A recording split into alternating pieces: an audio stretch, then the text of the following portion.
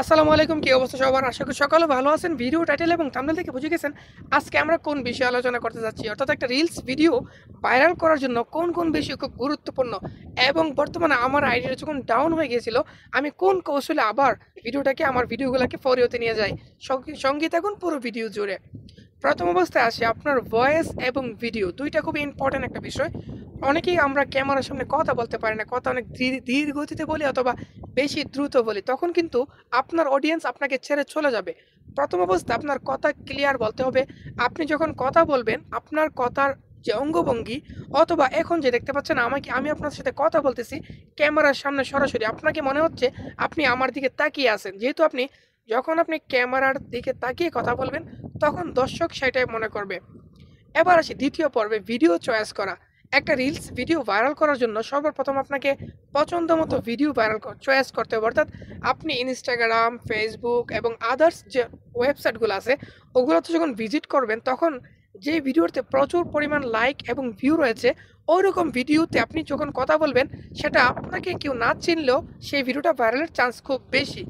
তার মধ্যে আসি ৩য় নাম্বার যে কাজটা আমরা করতে পারি, সেটা হলো ভিডিওটা একটু ছোট রাখবো এবং ৫ সেকেন্ড থেকে আরও বেশি। আমার যে ভিডিওগুলো ১০ থেকে ১২ সেকেন্ড করে থাকি। এবং অডিয়েন্স রিটেনশন খুব গুরুত্বপূর্ণ বিষয়। ৪র্থ নাম্বার রয়েছে অডিয়েন্স রিটেনশন। অর্থাৎ ভিডিওতে মানুষকে ধরে রাখা। আপনি যদি কথার মাধ্যমে অথবা ভিডিওর মাধ্যমে দর্শককে আটকিয়ে রাখতে পারেন, তাহলে আপনার ভিডিও ১০০% ভাইরাল হবেই। আমার যে ভিডিওগুলাতে দেখতে পাবেন, আমার অনেকটা ভিডিও রয়েছে, প্রায় 46 সেকেন্ড একটা ভিডিও রয়েছে। ওই ভিডিওটাতে আমি ১ মাস আগে আপলোড করেছিলাম, দেখতে পাচ্ছেন ভিডিওটা। কিন্তু তখন ১,০০০ থেকে ২,০০০ ভিউজ হয়েছিল। বর্তমানে ২ লাখের কাছাকাছি ভিউ। এর একটাই কারণ ভিডিওটা প্রথম অবস্থায় ফেসবুক সবার কাছে ছড়িয়ে দেয় নাই। তখন এটাকে ভাইরাল হয় নাই। কিন্তু পরবর্তী যখন একটা মানুষ ৪৬ সেকেন্ড থেকে ২৫ সেকেন্ড অথবা ৩০ সেকেন্ড ভিডিও দেখার পরে ওই ভিডিওটা স্কিপ করে।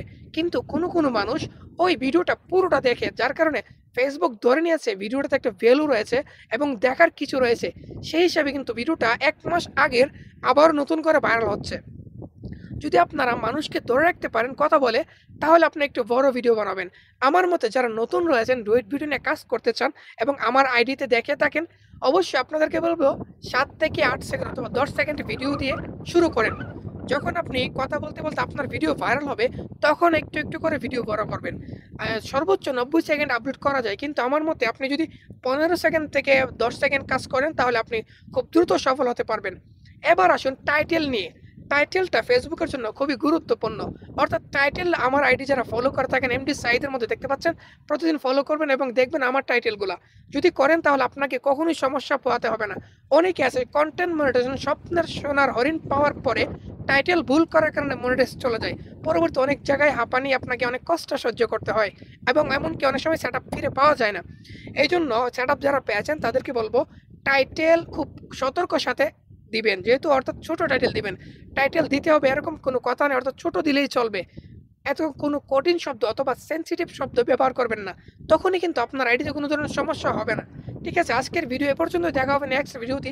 যে কথাগুলো বললাম আপনি যদি খেয়াল করেন, ভিডিও টাইটেল এবং ভিডিও চয়েস করেন এবং আপনার কথা ক্লিয়ার হয়, অবশ্যই আপনার ভিডিও ভাইরাল হবে। তবে বেশি ভিডিও দেওয়ার দরকার নাই। যদি প্রথম নতুন আইডি হয়ে থাকে, তাহলে আপনি ২ টা ভিডিও আপলোড করা শুরু করতে পারেন। ২ টা যদি এখন ভালো পরিমাণ ভিউ আসবে, তখন একটা ভিডিও বাড়াবেন। আমার মতে কম ভিডিও দিলে ভিউজ বেশি আসে। দেখা হবে নেক্সট ভিডিওতে। ভালো থাকবেন। খোদা হাফেজ।